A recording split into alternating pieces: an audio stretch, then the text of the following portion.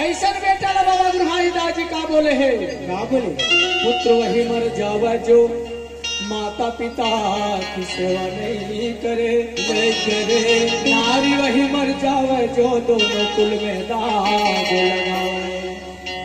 राजा वही मर जावे जो प्रजा की सेवा नहीं करे। अच्छा ये तीनों के मरना से भैया कोई नहीं पछतावा करे।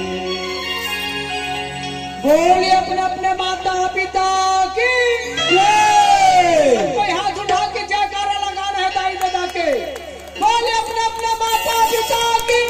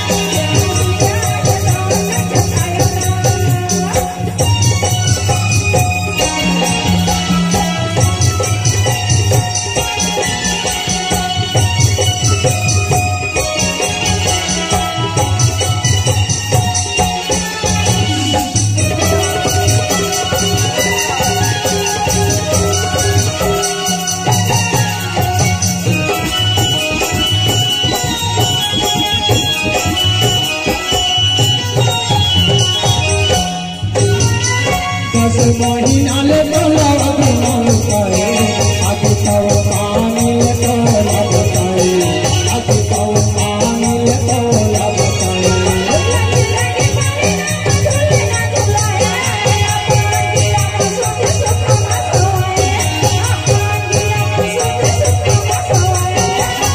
महीना ले बोला करे आगे तो पानी ले बोला बताए आगे तो पानी ले बोला बताए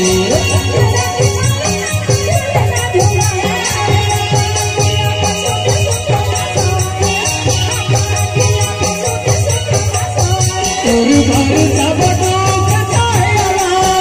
तेरी घर जब डूब जाएगा तेरी घर जब डूब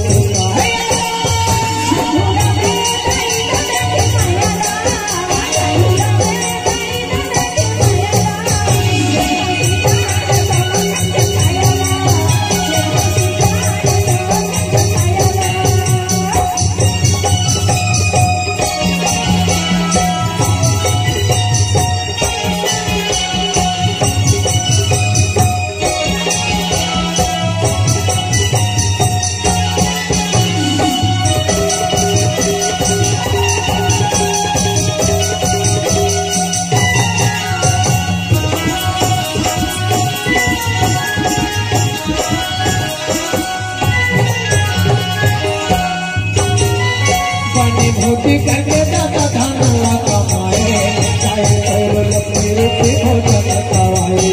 चाहे तो लक्ष्मी रूपी भोजन कराए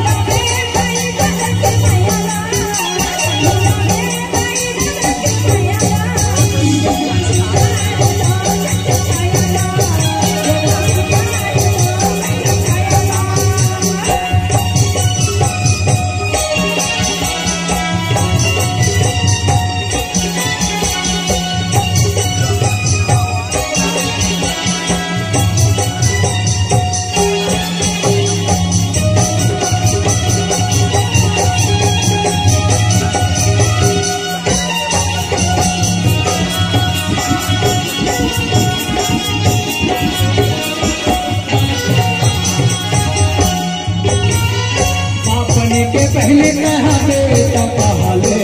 दूध के कहावत लगा तू पाले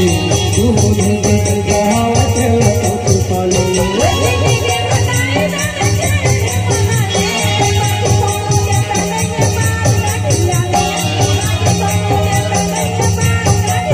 के पहले कहा बेटा कहाले दूध के कहावत लगा तू पाले दूध के कहावत लगा तू पाले